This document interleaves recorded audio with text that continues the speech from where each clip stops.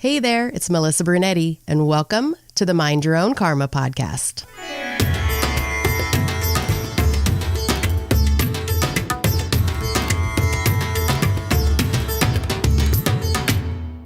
Hey there, Karma Crew. Thanks for joining me on another episode of Mind Your Own Karma, the Adoption Chronicles. Today, I have another adoptee guest for you. Her name is Corissa St. Laurent, and she is an adoptee from Korea. Let me tell you a little bit more about Corissa. She was given up for adoption at 3 years old and moved to the United States to be raised by a new family who didn't look, sound, or act like anything she was accustomed to. This created a deep sense of abandonment and uncertainty about her identity. She adapted, she had to, and in the process locked all of her needs, hurts, and traumas away where they wouldn't interfere with the success of her life. Other childhood traumas piled up upon an already shaky foundation. There were some dark times, but thankfully, Corissa has been asking herself some big questions, such as, who am I, and why am I here? As she explored different metaphysical, religious, and spiritual philosophies, this curiosity carried her spirit to study abroad at the University of California, Irvine, and onto an epic adventure with an unintended spiritual awakening. On a mountainside in New Zealand, she experienced the oneness of all that is, the light of the universe enveloping her and emanating from her. She was given the knowledge she was seeking, that she was everything, and her purpose was to light up her world and her life and help others do the same. This is my interview with Corissa St. Laurent. We are welcoming Corissa to the show today. Hi, Corissa. Hi, Melissa. I love that our names rhyme. I know. I didn't notice that. That's great. We were connected through Simon and his podcast, Thriving Adoptees, and he saw a common thread with us. So I think this is going to be a great conversation. But we are going to cover adoption first a little bit, and then we'll get into some other things. So I was looking at your website, and the first sentence of your website says, "Who am I?" And it says, "I have been asking myself this question my entire life." So who is Corissa? Yeah, it is a big question to answer. The very short and simple answer that I've come to is that I'm a star in this body. I'm a soul here on a mission. And that the identities that I've lived through and constructed and pretended to be are all roles, identities, earthly constructs, things that I've either been foisted into or have created out of protection or have just, played because they're fun. Yeah. And all of those things, although I feel like they make up my persona, personality, my character of Corissa, they're not really who I am. Yeah. So you were put up for adoption at the age of 3. What happened? Why was it so late being put up for adoption? My birth mother had and I'll start by saying that prior to the age of 35, I didn't know anything about my birth history. My parents were told that I was abandoned naked at a police station. And so I was given a name and a birth date. And that was where my life began. And until I went to the orphanage in Korea and learned of my actual history and got information from them, I didn't know any of this stuff. So what I was told there, and then now have since corroborated, I was with my birth mother until I was 3 years old. She had been divorced from her first husband and was a single woman living in Seoul, South Korea, met a man who was a Japanese businessman who lived in Seoul, for short periods while he was on these jobs. And they met, they fell in love, and I use air quotes because I don't really know if they actually loved each other or just like lusted after each other, but they had a moment. And in that moment I was conceived, and he helped her financially for the first 2 years. And then he had through the story had gone back to Japan and said, I can't support you and her any longer. I've got a family back in Japan, 9 other daughters Oh my gosh. to support, and he just couldn't do it anymore. So she, living in 1970s Korea, had very few options, and was then met with what's difficult for, I think, a lot of unwed mothers in South Korea who are in this situation. Many of them do give up their kids for adoption because they are trying to do what's best. Like, what would be best for the child to have this better life, of what they consider a better life. And in South Korea, when you are fatherless, you're the lowest of the low. You are, as far as social strata goes, you are, kind of a pariah. So she was facing that for herself, because unwed mothers are also looked at that way. Oftentimes, at least back then, I'm not sure how much it's evolved. I know it's gotten better, not gotten to a perfect place, but I know it's gotten better there. But back then, unwed mothers would be fired from their jobs. Oftentimes their families would denounce them and kick them out of the house if they happen to live there. And, all of these things. She was an older woman, older meaning she was in her mid-30s when she got pregnant with me. So she already lived on her own, but still it was a social situation in that country that did not make it comfortable, or there were also no social programs.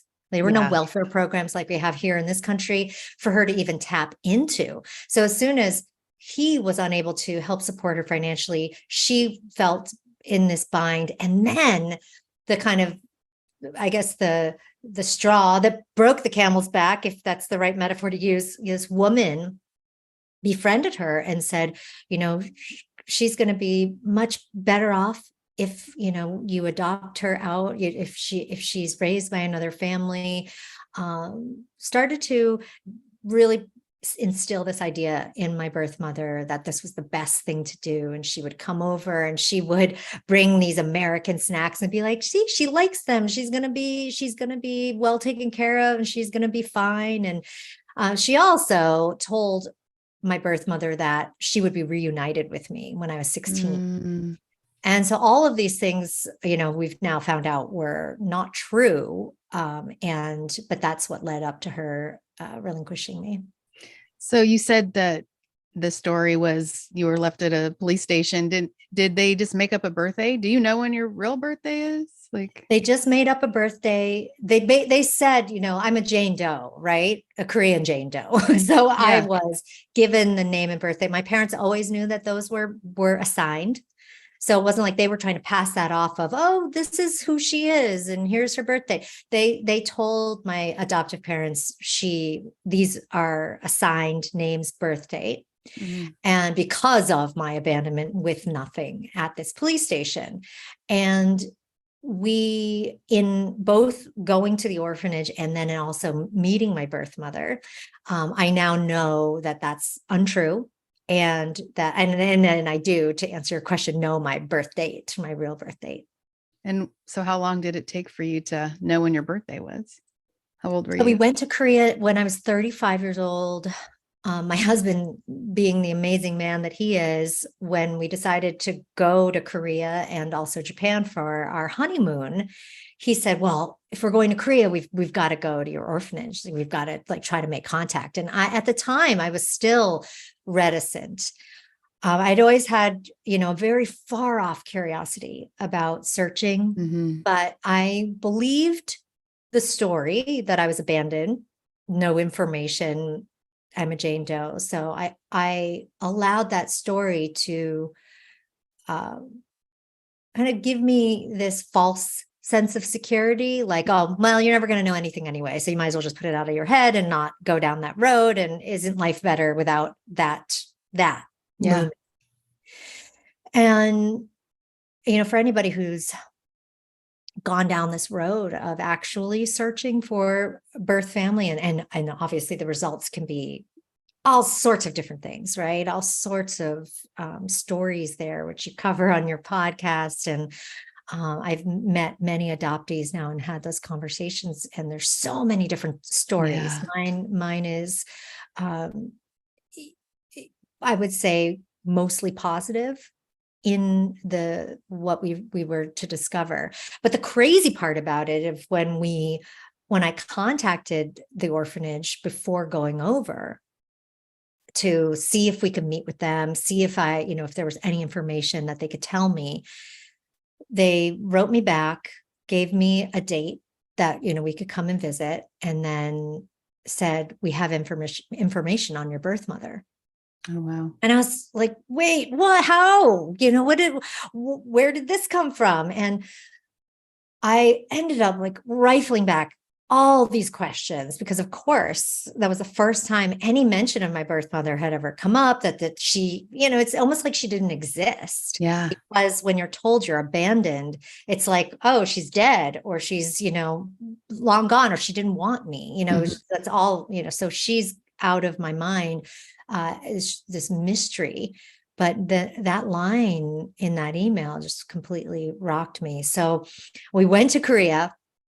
I go to the orphanage, we meet with a social worker, and she opens up my file and starts to tell me all about my life before I was relinquished, all about my birth mother, about the story of how, she came to bring me there, and all these details and information. And I'm like, wait a minute. At one point I stopped and I was like, why was I assigned? Why was I given a different birth date? Why was I given a different name?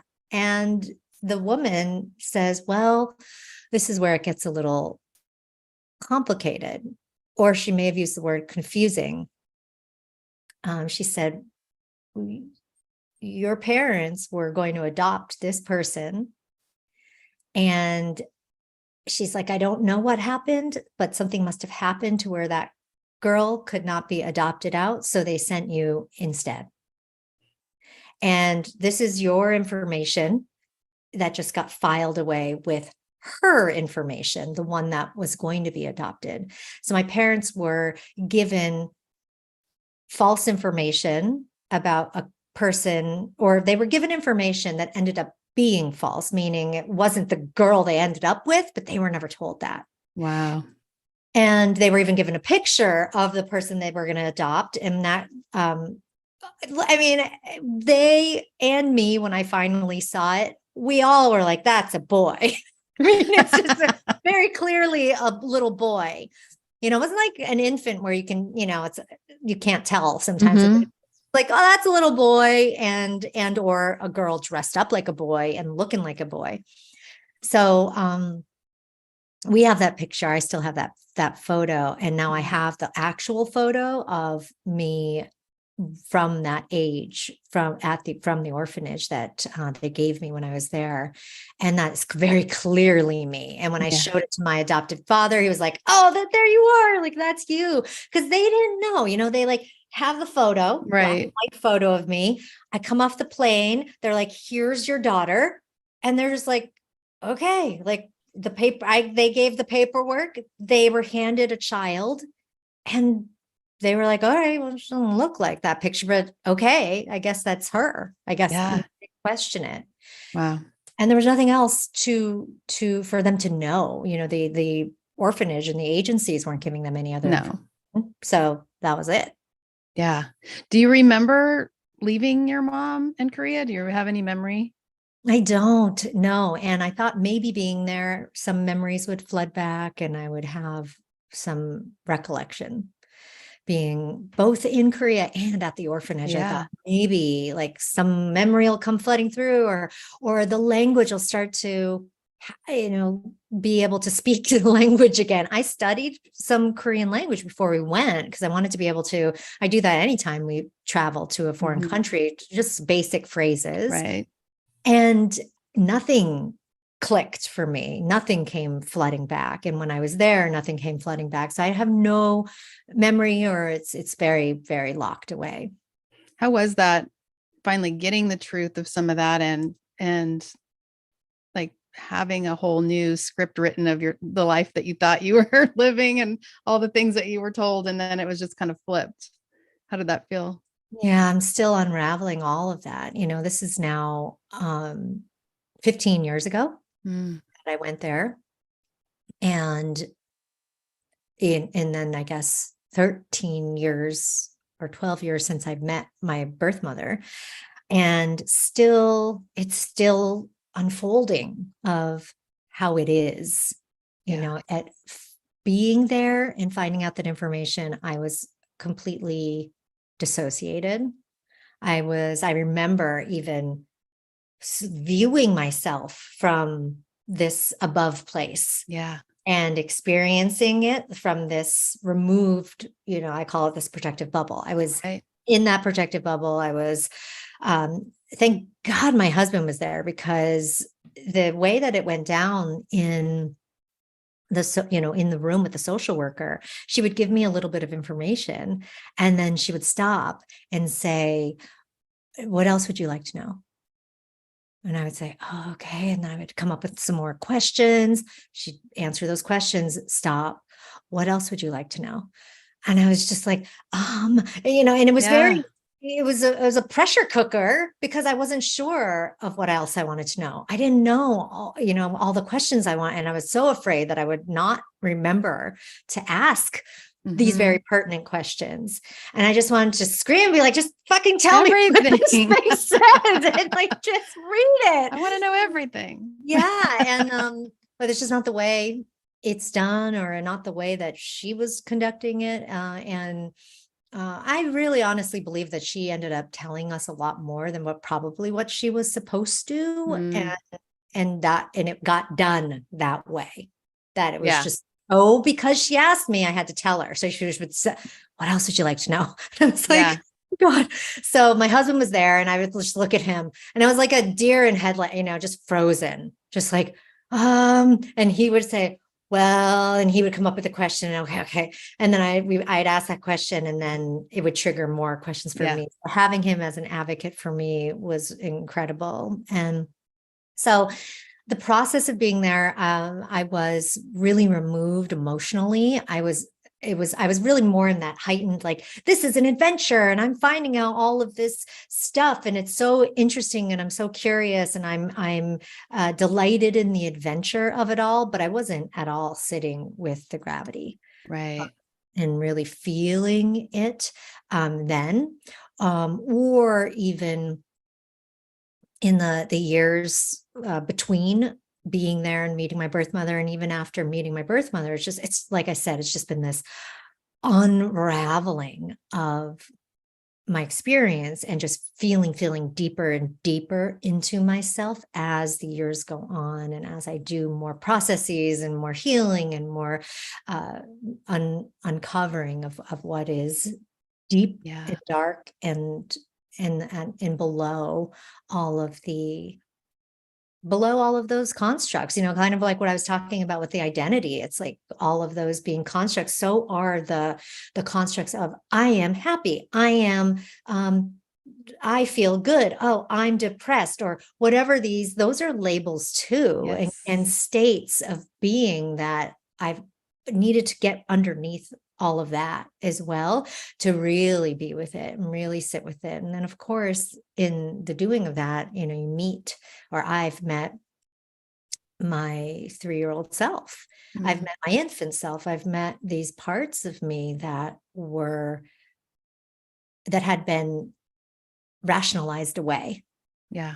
That, oh, she had to do it because it did this, and this, and the conditions in Korea, and it's like we intellectualize the meaning behind, and even can say words like I was traumatized, words like it was hard for me, but not feeling into the actual depth of how hard it was for me. Until I did that, I had not really faced what that seminal moment set in motion. Right. And so what was it like growing up in your family and not looking like them? Because you came to the United States. So I'm Mhm. assuming they were white parents. Yes. And how Yeah. was that? It was very difficult. And, and that's when the dissociation started, Mhm. really. Mhm. I was um very, coming to them. And this part I don't remember. So this is, what's told to me. I came off the plane and I'm with, like 30 other Korean adoptees that are Oh, all being brought wow. over. We land at JFK, my parents, and I have a brother. So similar to your story, my parents had a child and he was 4 when I was adopted. Mm. So they were Mhm. there to pick me up. And I came off the plane with all these other kids, and they said that all the other kids were screaming and crying, and some of them were just like rolling around on the ground and like hitting their head on the ground, and like just God. awful scene, right? Wow. And I was just stone cold, just stoic and calm. And I just walked, quite Mhm. calmly uh, where I needed to be. And my parents would tell this as a source of pride, like that I was calm and good natured. And, oh, she was so sweet. Everybody else was freaking out. And she was just like, I was frozen to death. I Yeah. was completely scared to death. And that was my way of coping. Right. Those kids were letting it out and screaming and crying. And I couldn't. I was Yeah. completely frozen. So that's what I don't remember. I also don't remember when I got into my family home, my parents said that I would just at night be in night terrors that they couldn't wake me Mm. from. Just I would be screaming, crying, and they couldn't wake me up.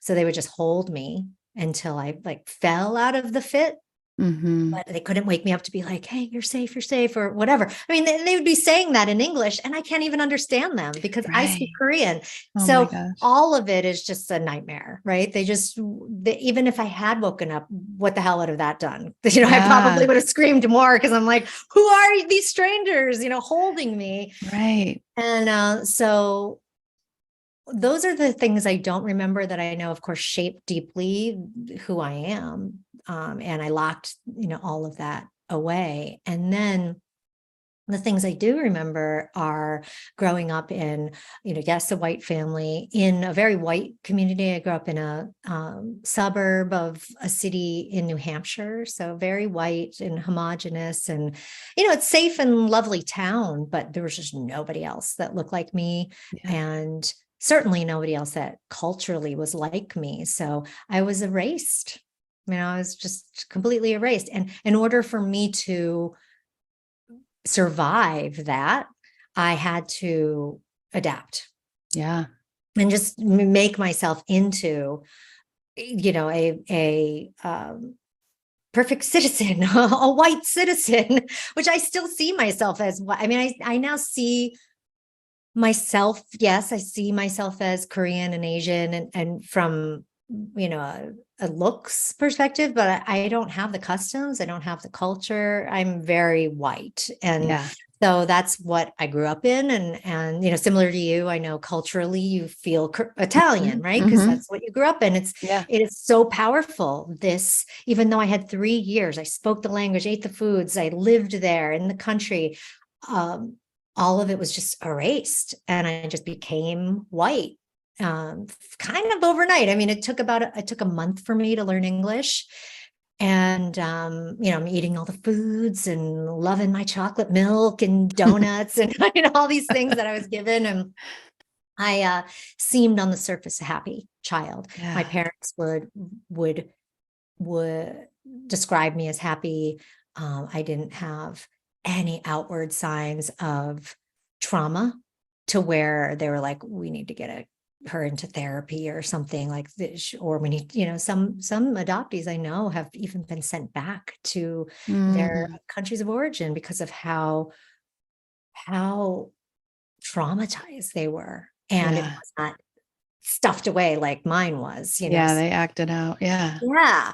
So I didn't act out. I was a perfect little child, and then become a straight A student and cheerleader and blah, blah, blah, all these things that masked really the truth of what was going on beneath the surface. And so it was difficult for me. Once I realized it was difficult, Right. I didn't know that I was so fractured. Mm-hmm. I didn't know how dissociated I was until Yeah. I knew it. So I remember a happy childhood, but that's only and I have very few memories of my childhood. So that's another thing I know that is a sign or symptom of the fact that things were not right, because I don't remember a lot of it. But what I do remember was mostly happy and mostly good. However, my adoptive family is a fairly dysfunctional family, and they got divorced. My parents um, when I was 14 or 13 going on 14. So it wasn't like that was all wonderful and Right. And your stable. mother ended up moving away. And so you didn't get to see her. And that is a crucial age to have lost another mother. Yeah, being a teenager. it was a really, second abandonment, even though, again, I didn't realize that it was then. Everything it just piled on the trauma.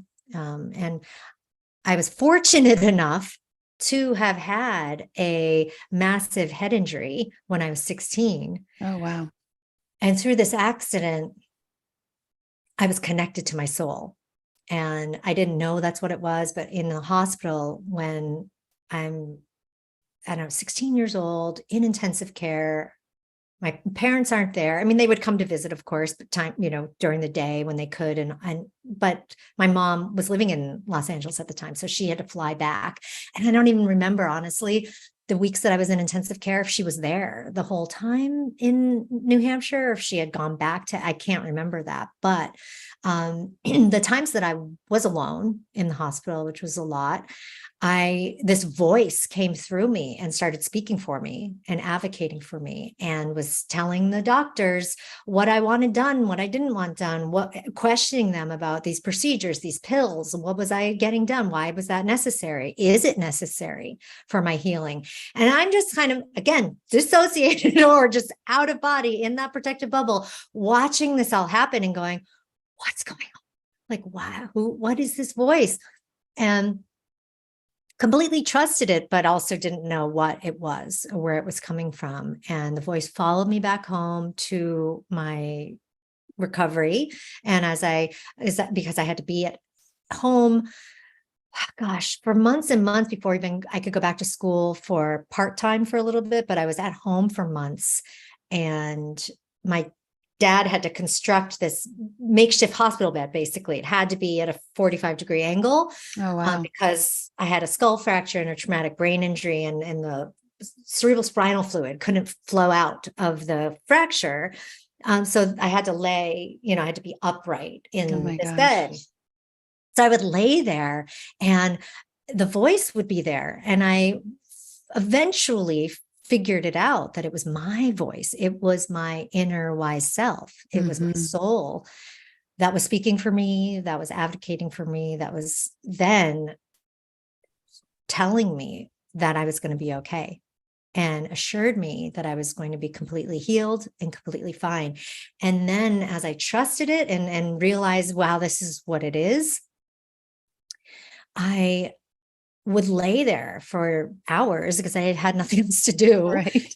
And it taught me, I taught me how to visually heal myself.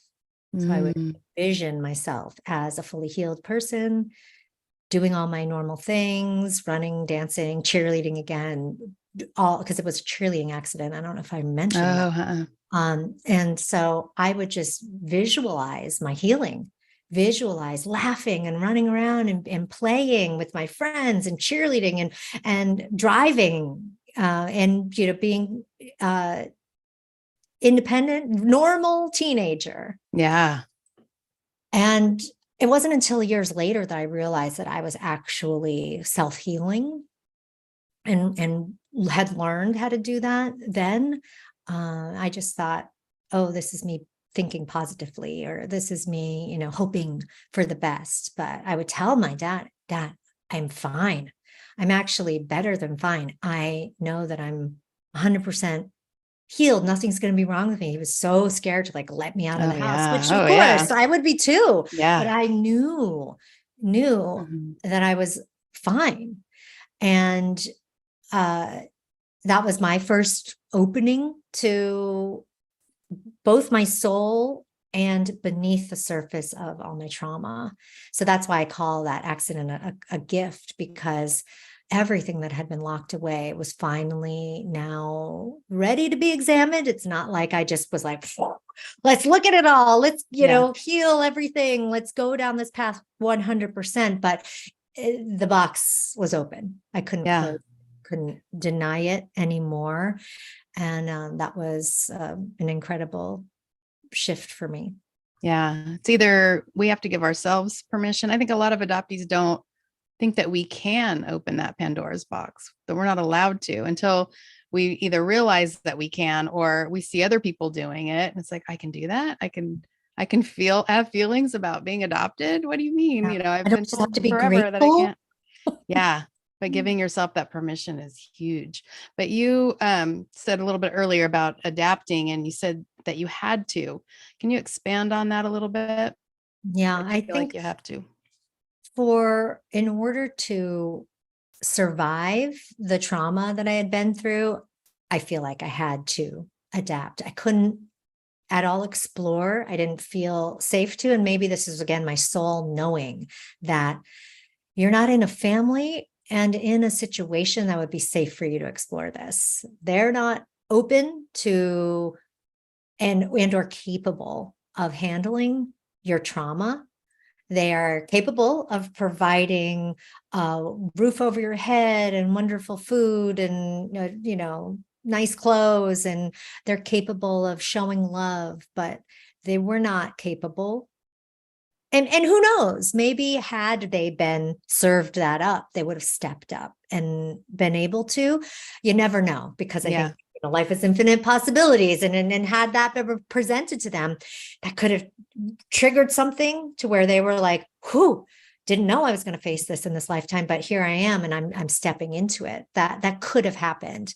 However, knowing both of them, for the Mhm. last 47 years now, it is my strong feeling that they would not have been able to deal with that. Yeah. And my mother, even more so than my father. My father's maybe less emotional, but that's where my mother's falls apart. She's much too emotional. She's an Yeah. emotional mess. My dad has a lot more strength than my mom, but my mom maybe showed more love than my dad, but Hmm. the irony is that my dad is the one who has been able to continue to be in my life, Yeah. because he with that strength mixed with the love that he of course has for me, he's been able to get through really some rough times, because as I did start to heal and uncover and discover and go down the deeper, darker paths of my healing, I of course brought some things to him, and was able and faced darkness with him, and he was able to handle it, and Yeah. was able to also apologize and live up to things that had happened within our life that he felt he was responsible for or had a Yeah. part in, and he could stand with me and say, I'm Right. sorry that happened. Whereas my adoptive mom, she just had no capacity for that at all. Well, those types of people that have those emotional roller coasters can be, um, make other people in their lives limited. It's very controlling in a way, be having that emotional roller coaster, because you react to their emotion, and then you maybe act a different way because you don't want to be on that roller coaster with them. Exactly. Yeah. I mean, in therapy, specifically regarding my mom, I know that I had to pack away my problems because her her trauma was so big. It was the only thing that energetically took up space. Like it was the only thing that mattered. Even though she wasn't dealing with her trauma, it was very present. So we had to, that was all that we could make room for. And Wasn't she I adopted knew as that. well? Yeah, she was. She had an extremely traumatic upbringing Yeah. and early childhood. So you wonder how much of a role that played in the Oh, mothering, everything. I mean, she had no good model for mothering. She also had so much trauma from her experience. And, so my heart just deeply goes out to her, and it always did. But it got to a point where I couldn't carry her burdens Yeah. anymore. Yeah. So you admitted to having some dark times. Were those related to adoption in any way, or what was going on? Yeah, definitely related to adoption. Again, not knowing that I was so deeply traumatized by that. And I would say, it started in high school. It started before the accident that I talked about, where I was drinking and had a bad boyfriend who was not good for me, good for my really broken heart. But that was the thing about it, is that he was so broken that it allowed me to remove the lens that I could put on myself and focus it on him. Yeah. Just complete denial of myself by being in relationship with him. And so there were a lot of signs and bad turns while in high school, although I still was outwardly performing, and doing the dance. So I was, captain of the cheerleading squad, the next year after that accident. I was National Honor Society, all the stuff, right? I was a good girl in many respects and played that role really well, but I also was in deep rebellion and also deep pain. I don't think anyone rebels because they really want to. I think they rebel because they are calling out to their caretakers or to the world at large, being like, help me. Help me, I can't handle this on my own. And they get to this place of where it's like, well, F you if you're not going to help me, because I never outwardly asked for the help. I didn't know how. I didn't know that I needed it, but my soul was screaming out, right? I need this help. I need this help. And so that's where it all started. And then I got to college, and life just kind of started to get more dark there. And, drinking, the drugs got heavier. And, for the very first time, had thoughts of suicide. Never, to the point of where it was serious, like, oh, I'm planning something, but thoughts of suicide. And if you looked at my behavior, it's like that was also self-destructive enough that it is almost like suicide. Like I could have died in so many situations that I put myself in. And spirit wants me here. I didn't, but I could have. And so those dark times were lifted. The veil of that time was lifted when I was 20 years old. And actually, it was probably a year earlier. I was probably 19, and things got so bad where I knew I needed to do something. I didn't know what. I was lost completely. And so I hated myself so much, even though like I had always not liked myself in my appearance and the very kind of fabric of who I am. I didn't know myself as soul. I knew myself as, this Korean girl trapped, or this, what I felt like this Created white girl trapped in persona. a Korean body. Like my identity was so fractured that I didn't like myself before all of the bad behavior, but then pile on all this awful self-destructive behavior.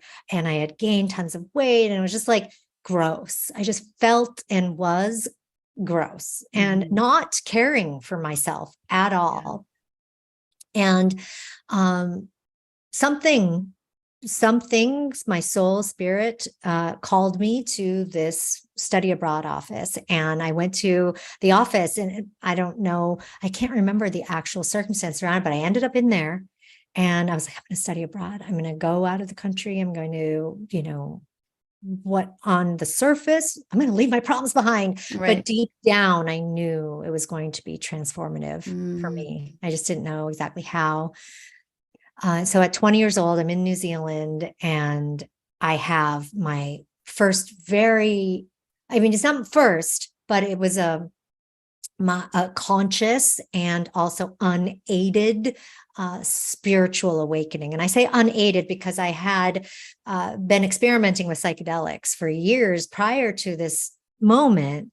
But this was a sober moment on a mountain. I'm hiking, and I came out of the trees and took off my backpack. And I had been grumbling for hours because I was so tired and I was so out of shape, and I just felt like shit. And I didn't like my body. I didn't like being in my body. I felt like a complete imposter. Like, who am I to be having this experience? Like, I don't deserve this experience. I don't deserve to be here.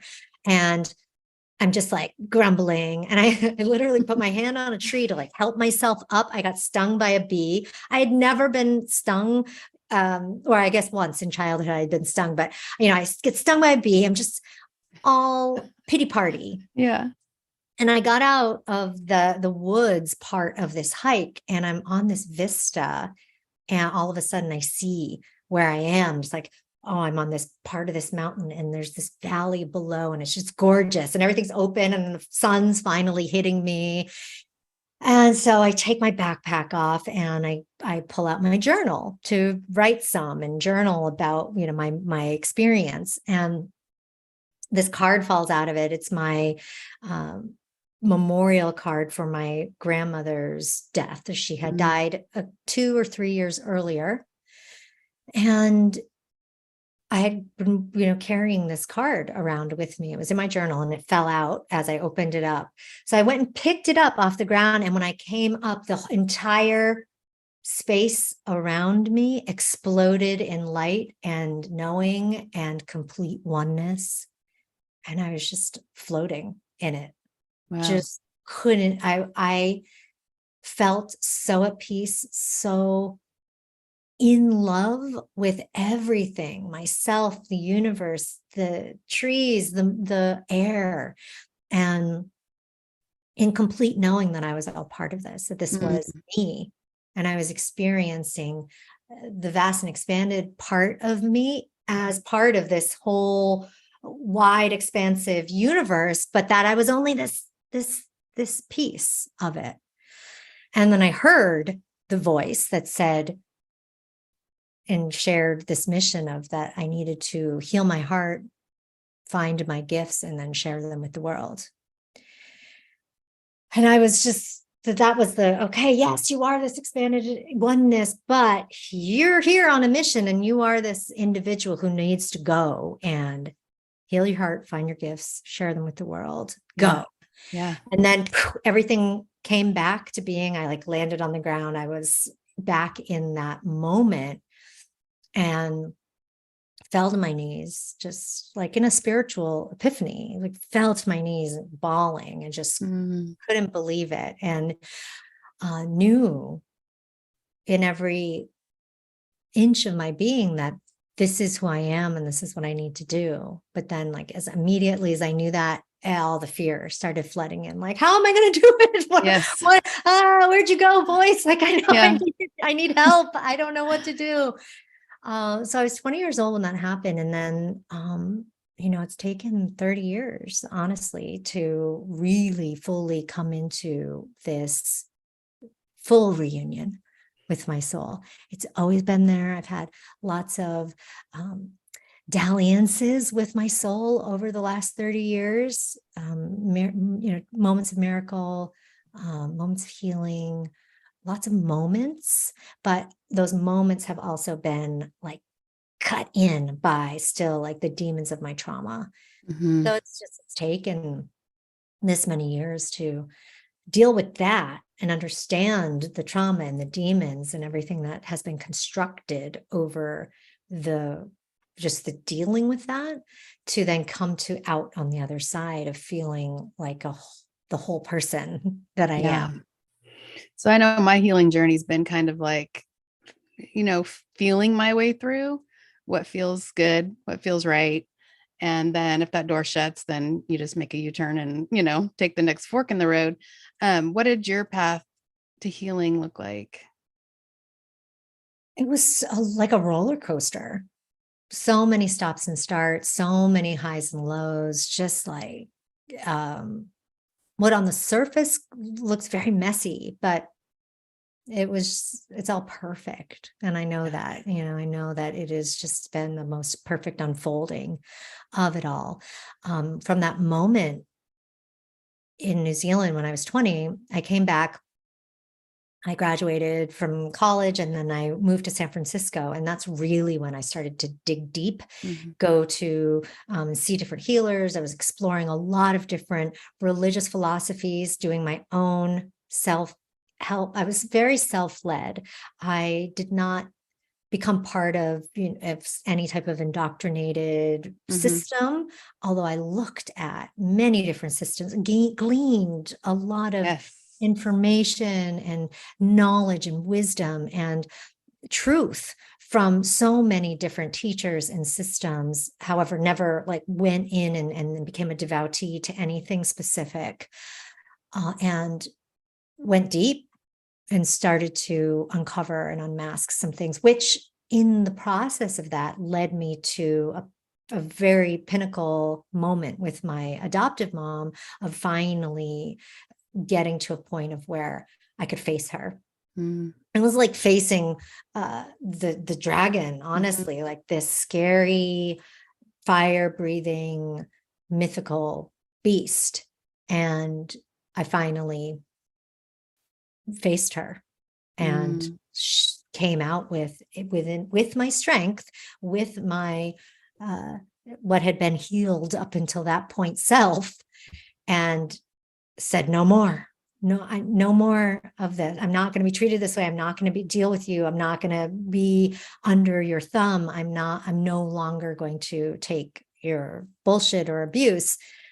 And then our road, and then a roller coaster ride continued with her, and certainly with my healing and all of the, not just, things unrelated to her as well.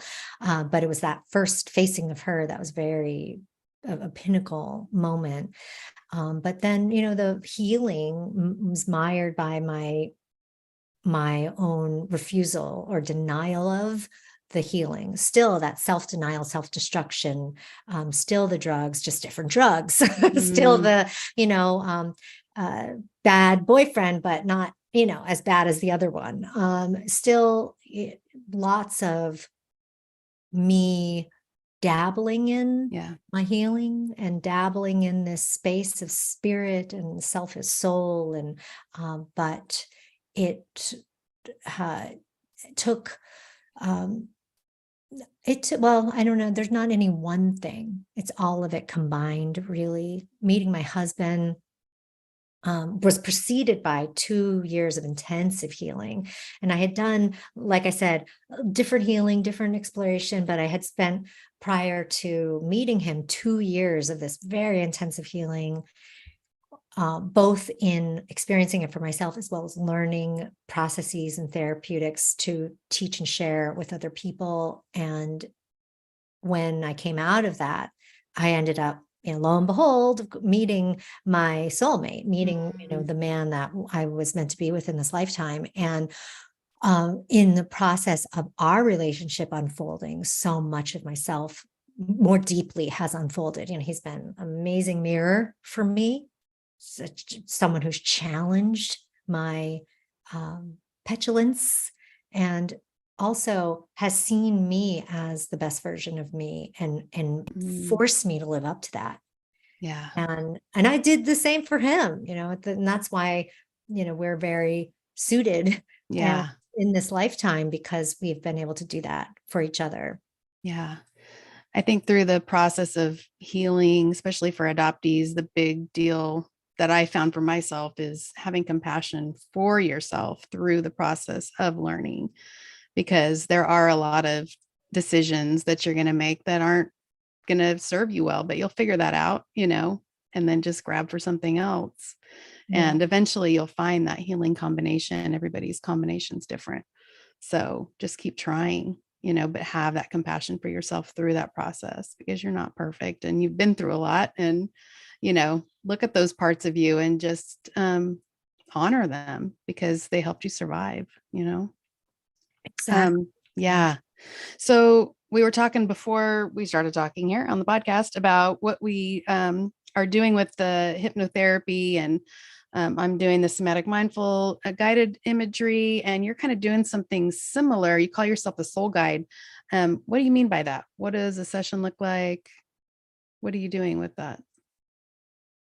I've practiced and learned and been in part of different traditions and trainings, and everything that I've ever experienced for myself, I've also been very hungry to learn it, to share with others. And I know that's it's part of the mission, right? It's like, Right. find your gifts, share them with the world. I'm like, okay, I am not in this for myself. I'm in it to share this with others. And I hope continue to help awaken other people that they are their own healer, they're their own guide in this life.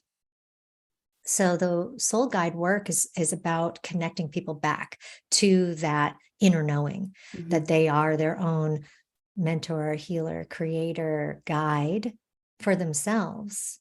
And that all the different practices, all the different teachers, the lineages, the medicines are helpful tools. They're there to support you like a crutch does when you need it. But then as soon as you can walk on that foot, that's bad. Don't use the crutch anymore, because you're actually not going to fully heal if you continue to just use that, right? So it's similar in that all teachers and teachings and medicines I found to be not just helpful, but vital at certain moments. But then I needed to learn how to walk on my own 2 feet from that moment forward. I needed to trust in my soul that I could move through this and handle this. And then, that might lead me to another teacher. It might lead me to another medicine, but it was listening into that inner guidance that really was the turning point for me of remembering myself, the turning point that, oh, I'm not broken. I actually don't need to be healed. I am fully healed. I just need to remember that. Yeah. Oh, I'm not traumatized. I'm just continuing to tell the story of my trauma. I'm re-traumatizing myself. Oh, Right. shit. I'm the one Right. responsible for that. Like, okay. So it's a lot of self-responsibility, a lot of looking in the mirror, a lot of just taking full responsibility for myself in this life and being led by soul. Yeah. And so that's what I've discovered through everything that I've experienced and then learned and learned to teach. So the sessions are essentially a combination of the practices in a way that help people get into a place where they can connect into that inner knowing. Each session might look different from the one before or the one after. It's really about me reading the room and reading the person or people that I'm working with, energetically connecting to them. So there's what we say, and then it's who we are, right? It's what we appear and come forward as, and then it's what's behind all of that, right? So it is I use my intuitive gifts to be able to actually see what's really there. Yeah. See what's most present. There's a lot of things there. All of it is right. I mean, the wholeness of that person or people is all there. But what is most present for them? What wants to come out? What actually wants to be exposed? Because the things that don't want to be exposed, it's no good for that individual or that group of people to expose that. But what does want to be exposed and what are they ready for? So it's a lot of reading into the person or the people, and then doing and what it might look like on the surface is guided meditation, visualization, and talking people through and into a place where they are reconnected to their inner self, their inner being, their soul, to then go and find and bring back the gift, bring back the answer, bring back the healing, bring back whatever it is that they need in that moment.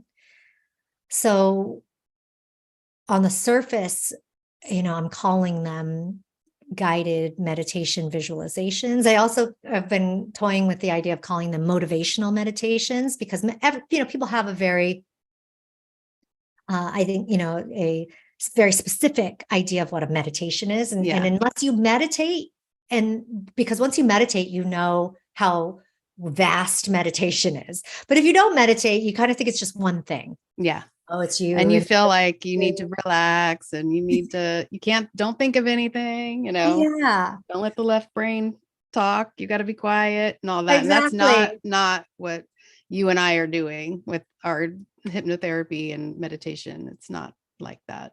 You can relax, but that might not be what is going to happen a lot of times through the healing process. True. Like you want people to get relaxed so that they're slowing down their brain waves, right?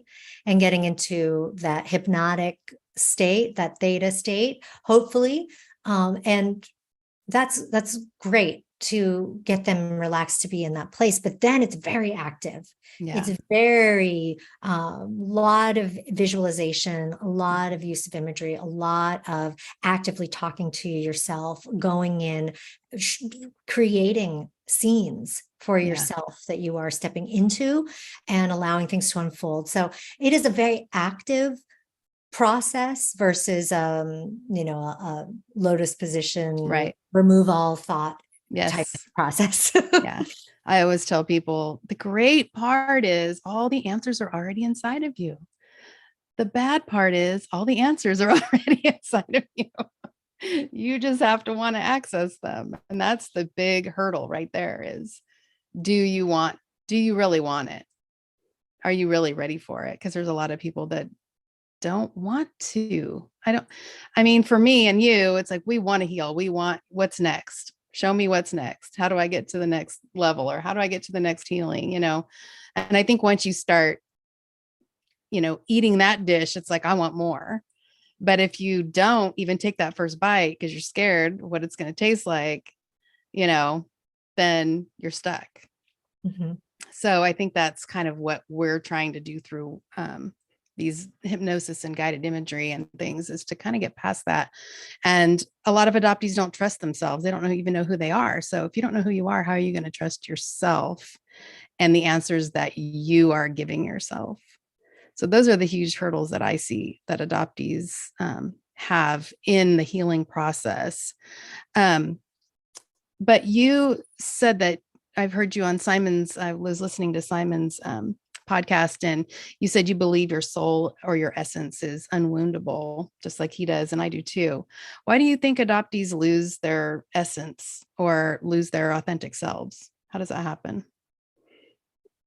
The trauma of adoption, which a lot of people don't like to talk about, right? I think it is a very taboo subject, societally, not just within the adoption, ecosystem. I think it's just a taboo subject. It's like, oh yeah, you were in a bad situation and now you're in a better situation, period. End of story. Be grateful. Yeah. And so there is the initial trauma of being not with your birth family anymore, or with your birth mother specifically. And then there's the re-traumatizing of the, oh, well, you are not able to talk about that. Be grateful. You're better. You're told, it's like you're in this, psyop. Like you're told this is better. You were saved. Right. You've been saved, and you're like, this feels not better. Like this doesn't feel right. And, and everyone has their own layers of that, or I guess different intensities of that.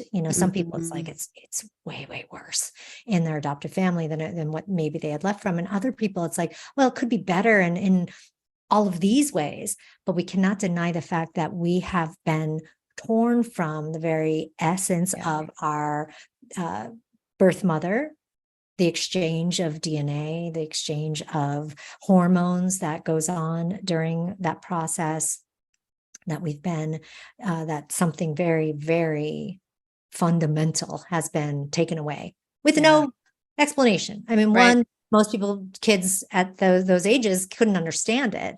So then it's just confusing. You're so confused. So there's a fracturing that happens, right? You're like, I've been, which happens in really all psyops, right? You become this other person. I am this me, this adopted person.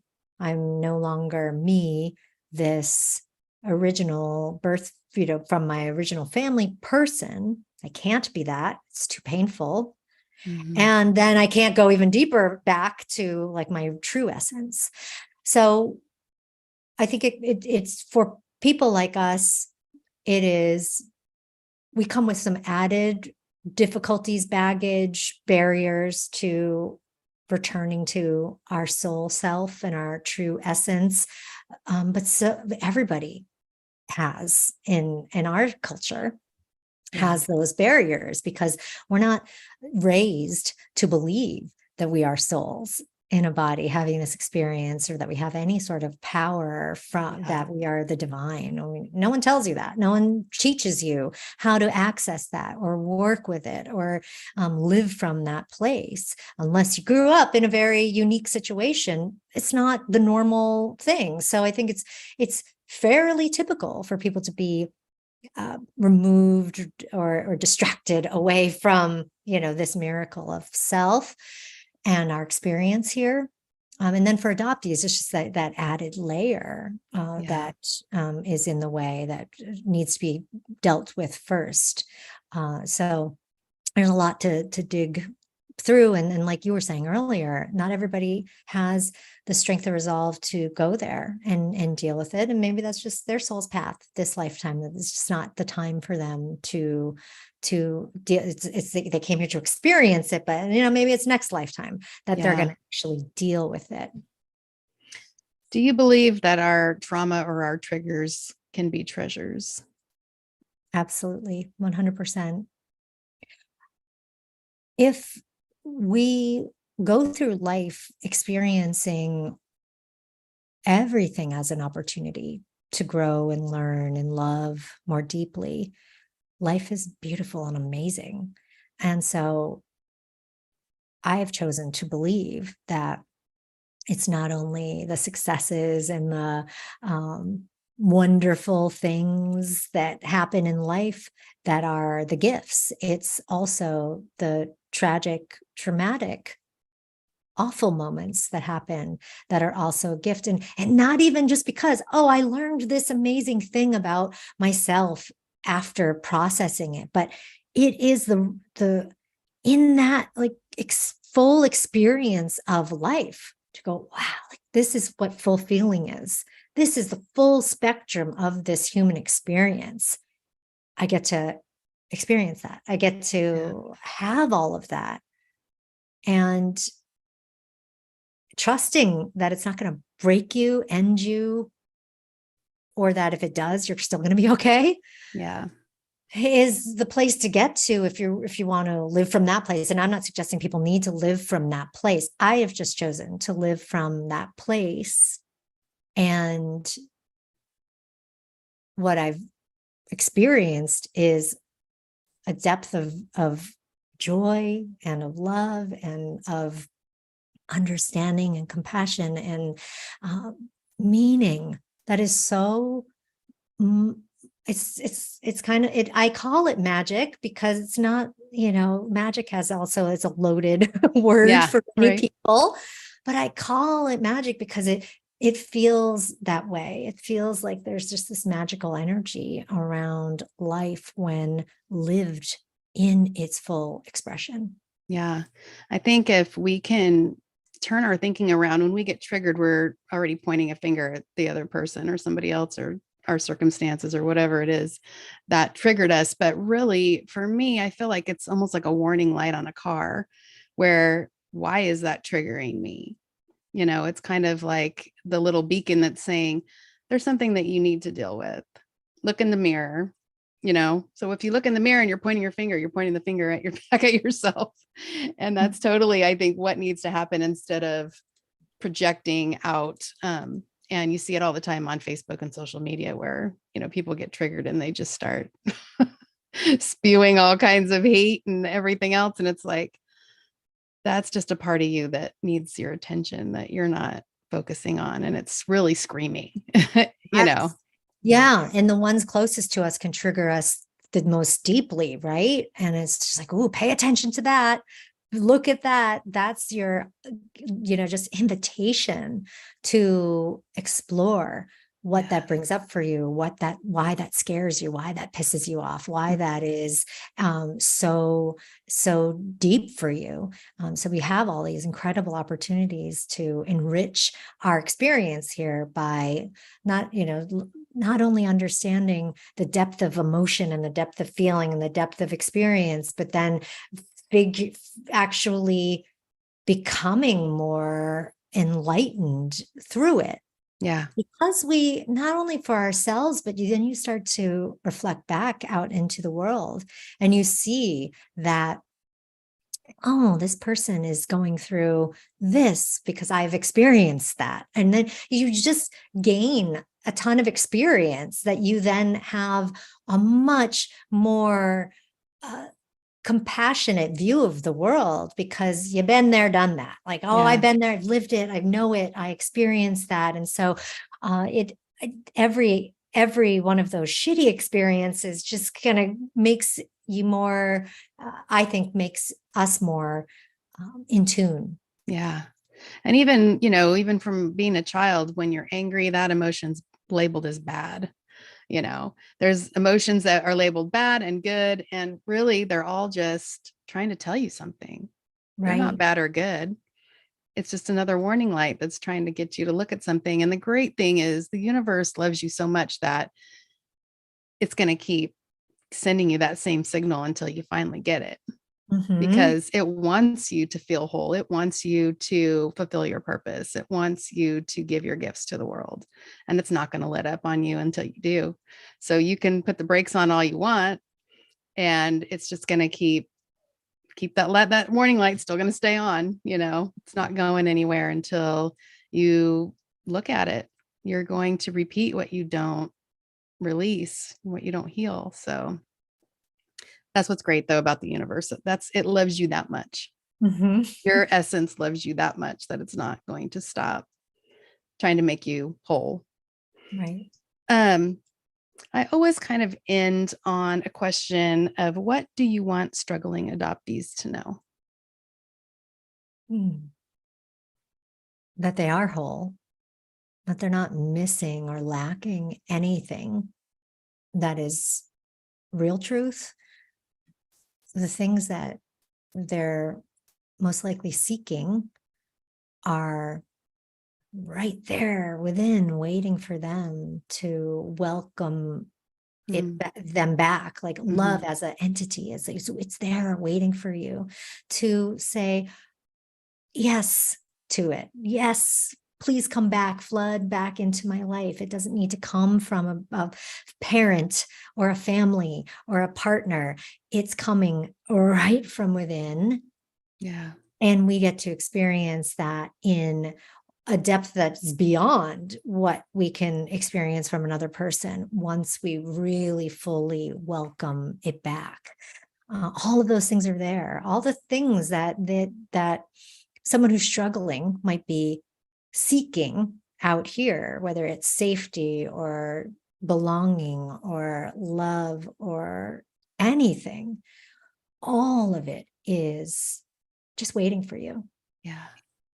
And the getting back to the welcoming back of those things in your life require some work. And I don't think that the struggle is very real. And so I'm not here saying, oh, you just have to remember that those things are in you and then boop, you're back. Right. I mean, there's work to be done. If you value life itself, not just your own life, but life itself, or you're on the other side of the spectrum and you're like, I just want to have an amazing life. I just want to live the best life I can. Then you're on that precipice. You're on you're right there at that place of taking that first step into welcoming that back. But then there's a lot of doors that you may need to go through. And some of those doors are being held closed by protectors in your life, these guards that you've put up, that your life and your experiences have constructed for you to keep you safe, to keep you sane and well, and all of those things at the time. And it's about having some courage to go in and face those things, to face them down and say, you know what, my life itself is worth it enough. My best life is worth it enough to go in and actually start to walk this path, open or pry these doors open and take responsibility for ending the struggle. Right. I mean, starting that journey can be uncomfortable. It could even be painful at times. But if you think about it, you're helping to alleviate or altogether end the long enduring suffering that you're already in.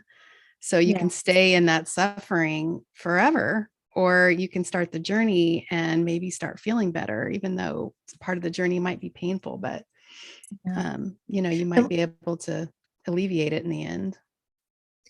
The other thing, that I'll say is that we are in this position where we have ultimate power, but also ultimate responsibility, right? Yes. I mean, that cheesy line from Spider-Man, that is so true. It's like with great power comes great responsibility. We have that. And so I think there's that's the precipice that I was talking about. To take that first step is to own that. To own that full power, but also with it comes full responsibility to actually continue to take the steps and pry the doors open. But it's a beautiful thing. We have the power to actually change and end the struggle. And we are the only one that has the power to do that. So that's the other point of acceptance, is that no one else is going to do this or could do this for you. No one, not the best therapist in the world, not the best partner in the world, not the best parent in the world, not the best promotion or whatever other thing that you're looking towards to be a validation of yourself. None of that is going to do anything, or can. It just can't. You have to, you get to do this.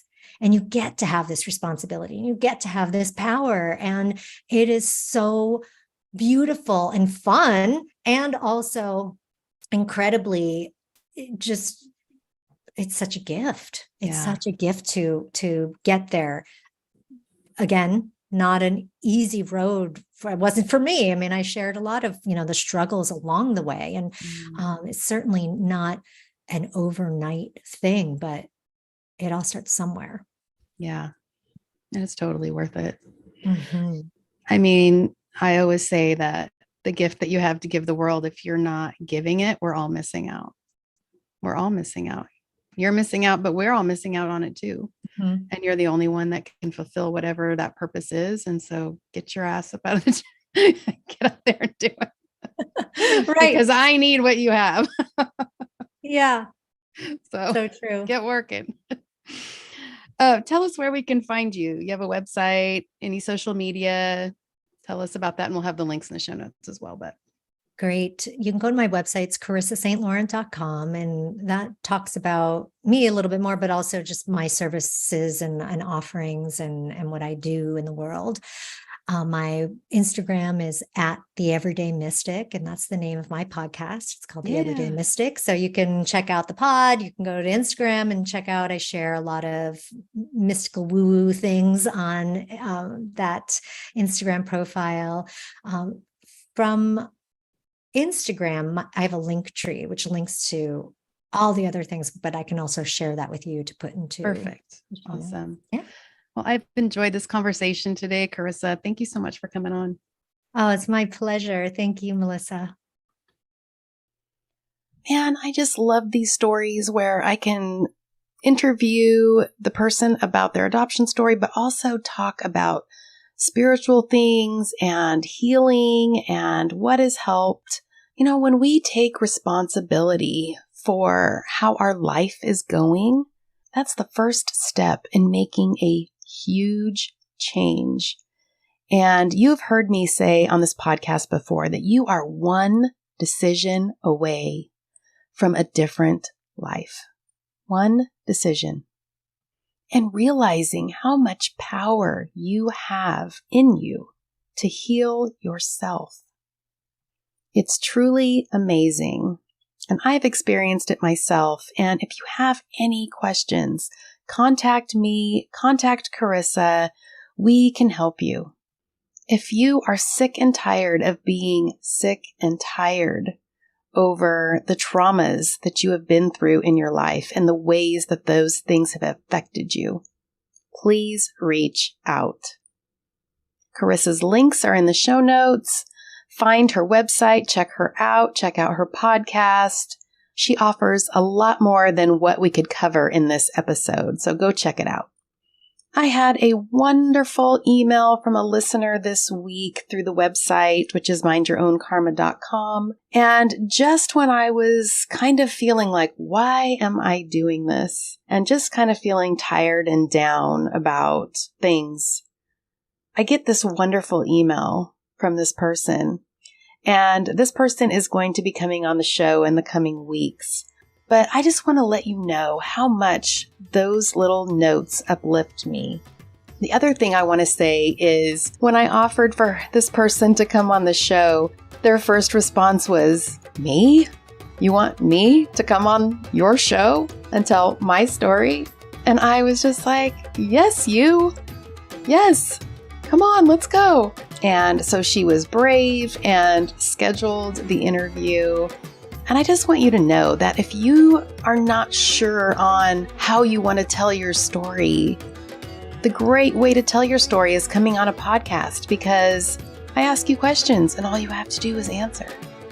All you have to decide is what you want to reveal and what you may not want to reveal, because those are some things that you need to think of ahead of time. But other than that, come on the show and tell your story. I heard my new favorite quote this week, and it says, "The scars you share become lighthouses for those that are headed for the same rocks you hit." And that's the purpose of this podcast. Come on the podcast, tell your story. There are people out there needing and wanting to hear your story. It's our responsibility, if we feel like we're in a place that we can tell our story and want to tell our story, it really is our responsibility to do so. So reach out to me. I'm easy to find. Email mindyourownkarma@gmail.com, website mindyourownkarma.com, Facebook, Instagram, YouTube, pretty much everywhere. So get in touch with me and let's get your story on the podcast. I hope you enjoyed listening today. And as always, take what you need and leave what you don't. And always remember to mind your own karma. I'll see you next time.